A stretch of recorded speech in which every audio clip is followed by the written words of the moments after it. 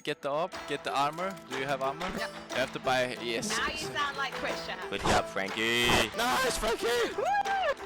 I can't recommend this. This is only for black belt orbers. Oh my god, that's crazy.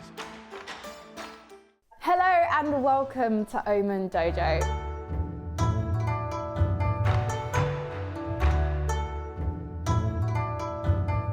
My name is Frankie Ward, and if you know me, you know that I'm always trying to get better at Counter-Strike Global Offensive. And I was thinking, I've been playing for a while now, but how do I take my training up a notch? And then I realised I know a few guys who are kind of really utterly amazing at this game. And I am, of course, talking about Astralis.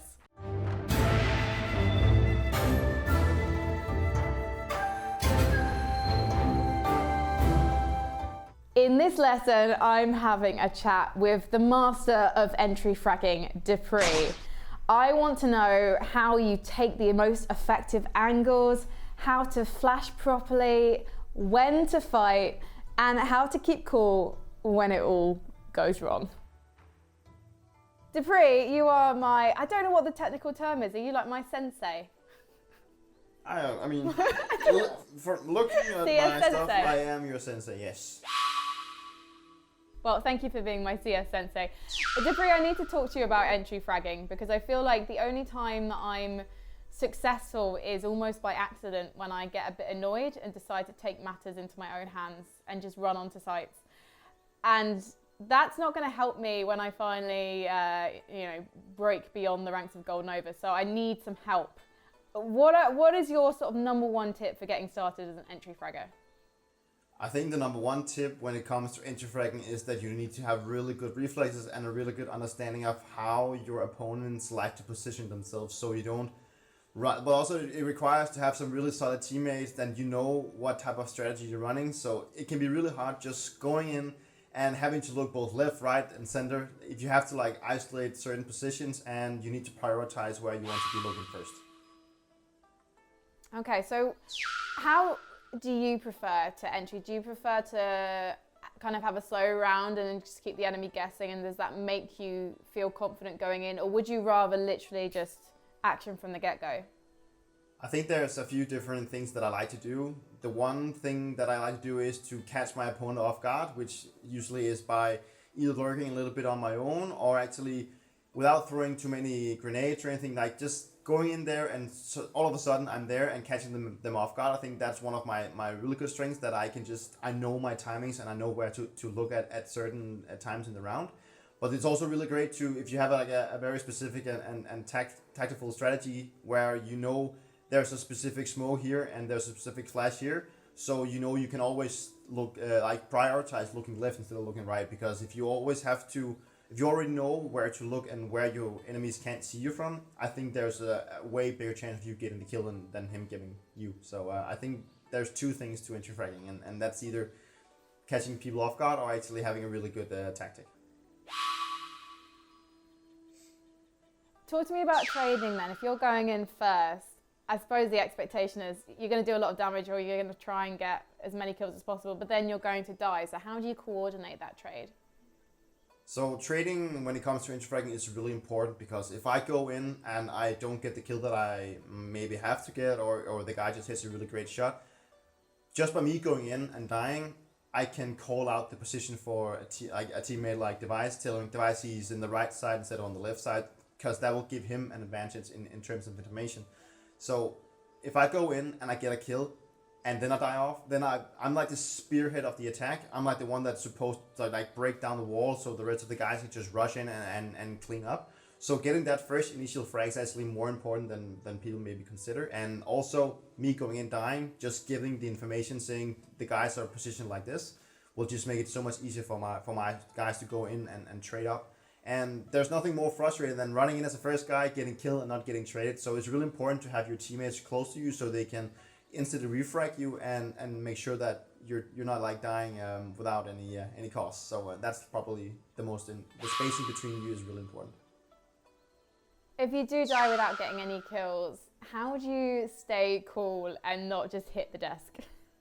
I'm probably not the right guy to ask that question, but it is something that I've been working on, and it's no secret that I actually can get really frustrated when I go in and maybe there's a smoke grenade that's been failed or a flashbang that didn't hit the spot, and you just go in and as cannon fodder and get killed, and that can be really frustrating.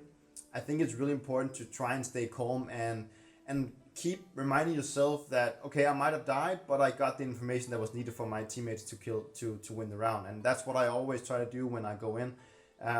If I know that I have Device and Magic right on my tail and I die and they trade them out and get the advantage in the situation, then I feel like my job is done, and I might not have done anything other than just saying exactly where my opponents are. So it's also really, really important to note that even if you die, you have still done what it requires for you to be done in that round. How do you find the angles that give you an advantage? Because obviously most maps in CS, they're CT-sided. So how are you going to find Pika's advantage, or can you even, when you're on your T side? Finding the Pika's advantage and knowing when to peek can be really hard, because it's all about... So one thing that I try to put into my game is when there's a distraction somewhere else on the map, there might be my teammates throwing smokes or flashbangs somewhere else on the map, or maybe Device gets a kill somewhere. That is my cue to start doing something, because it's like a chain reaction. If something happens on the opponent's team, a guy gets killed, they maybe have to rotate. They may start communicating, okay, I have to go over here and you're going to be on your own. That is when they're most confused, and that is when I feel like I have to go in and make my work. And if you are not getting frags or getting any attention taken away from you, it's all about prioritizing whether you have to look left or right. What is the most common angle for your opponent to be in? Is there a smoke grenade that's covering off a choke point so you only have to look left? Or that could be many options, but knowing when to peek is also a really strong asset to have as an entry fragger, because you also need to make sure that you don't expose yourself too early. Because if you die and you don't have any guy, as we talked about earlier, to trade the frag off, you maybe just give up that you're actually hitting the A bomb side instead of the B bomb side, and it can just make sure that your opponents can get in a much more comfortable position. So it's all about getting that one frag that actually opens up the entire bomb side. If you don't get that and you throw it away on your own, it can get really ruined.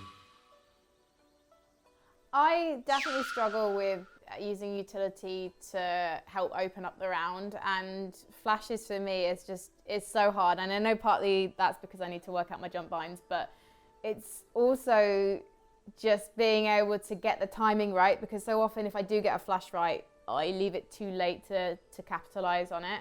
So how do you get that timing right?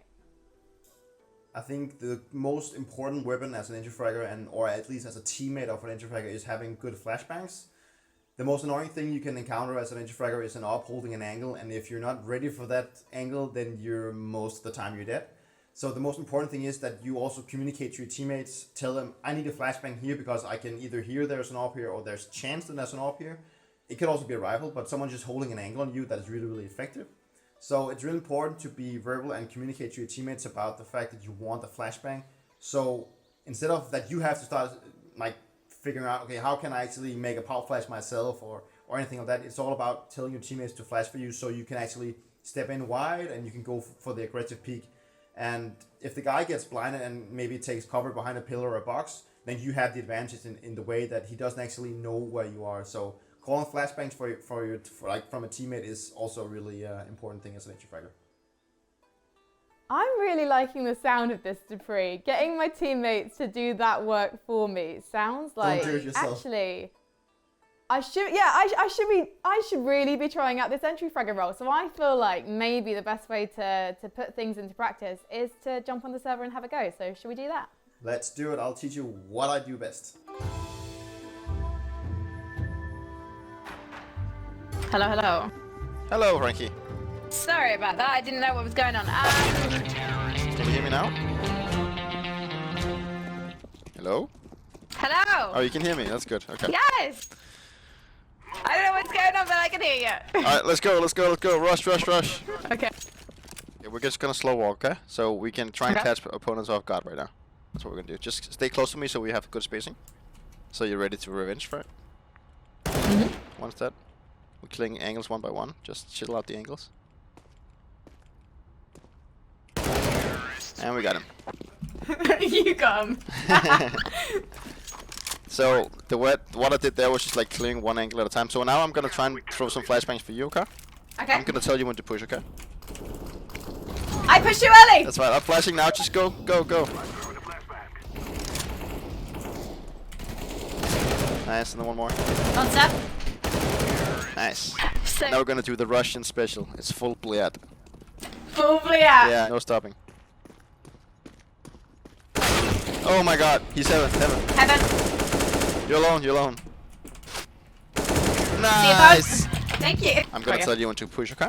Just slow walk all the way as before. Oh, we're just gonna wait Go, for yeah? him to push. Yep. Then I'm gonna tell you when to go. Nice. Good revenge frag. See, this is what I meant by revenge fragging. I was close to you, so I could get the kill instantly.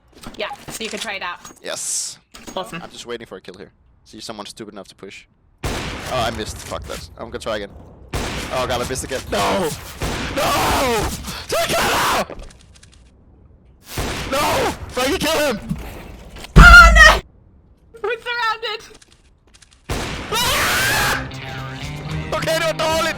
Okay, no, Do you scream that loud on land? Yeah, I do. When I miss like that, I definitely do.